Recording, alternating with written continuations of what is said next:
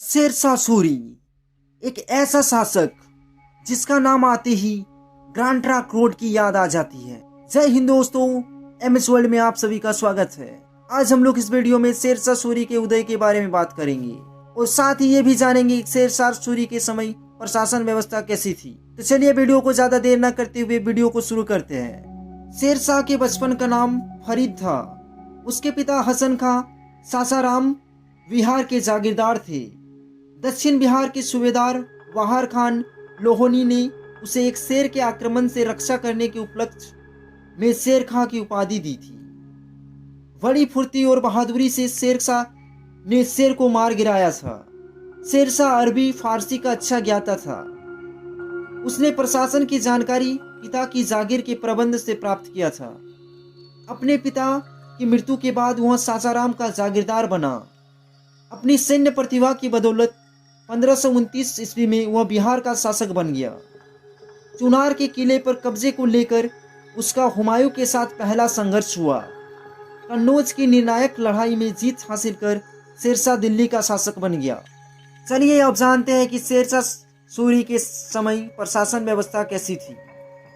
शेरशाह का केंद्रीय प्रशासन प्रजा के कल्याण की भावना से प्रेरित था। वह सभी विभागों के कार्यों को स्वयं देखता था।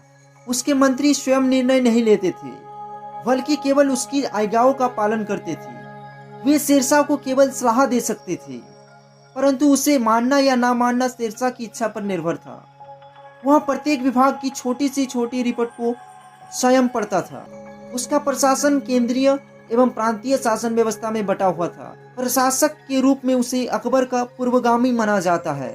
शेरशाह स्वयं सैनिकों की भर्ती करता था। शेरशाह के समय सैनिकों को नगद वेतन दिया जाता था। उन्हें राज्यों के विभिन्न भागों में रखा जाता था। शेरशाह प्रत्येक बुधवार की शाम को स्वयं निर्णय करने बैठता था। शेरशाह ने व्यापार वाणिज्य के क्षेत्र में पुरानी और खोटी मुद्राओं को प्रचलन से हटा दिया और उनके स्थान पर सोने, चांदी और तांबे की मुद्राओं चलाई। शेरशाह के समय 23 टकसालें थी। उसकी मुद्राएं वृत्ताकार तथा वर्गाकार थी। सिक्कों पर अरबी लिपि में शेरशाह का नाम, पदवी और टकसाल का नाम अंकित रहता था। कुछ मुद्राओं पर शेरशाह का नाम देवनागरी लिपि में भी अंकित रहता था। शेरशाह के प्रशासन की एक महान उपलब्धि सड़कों तथा सरायों का निर्माण कराना था। उसने राजधानी तथा मुख्य नगरों को जोड़ने वाली सड़कों का निर्माण कराया। इससे साम्राज्य की सुदृढ़ीकरण के साथ व्यापार तथा आवागमन की उन्नति हुई। कलकत्ता से पेशावर तक बनाया गया ग्रैंड ट्रंक रोड शेरशाह की दिमाग की ही उपज थी। झारखंड से भी ये सड़क गुजरती है। इसे राष्ट्रीय राजमार्ग 2 के नाम से जाना जाता है। शेरशाह के प्रशासन की एक महान उपलब्धि सड़कों तथा सरायों का निर्माण कराना था। उसने राजधानी तथा मुख्य नगरों को जोड़ने वाली सड़कों का निर्माण कराया। इससे साम्राज्य के सुदृढ़ीकरण के साथ व्यापार तथा आवागमन की भी उन्नति हुई। कलकत्ता से पेशावर तक बनाया गया ग्रैंड ट्रंक रोड शेरशाह की दिमाग की ही बड़ी उपज थी। शेरशाह की इन सड़कों तथा सरायों को साम्राज्य की धमनियां कहा जाता है। ऐसा माना जाता है कि शेरशाह ने करीब 1700 सरायों का निर्माण कराया था। शेरशाह स्वयं बहुत विद्वान था और विद्वानों का बहुत सम्मान करता था। शेरशाह सूरी को केवल प्रशासन के लिए 5 वर्ष ही समय मिल सका, लेकिन इस सीमित समय में ही उसने कई बड़े काम किए। यह ठीक ही कहा गया है कि जिस कुशल प्रशासन तंत्र की स्थापना उसने की थी, उसका लाभ मुगलों को प्राप्त हुआ और उसके कारण ही मुगल साम्राज्य को स्थापित प्राप्त हुआ।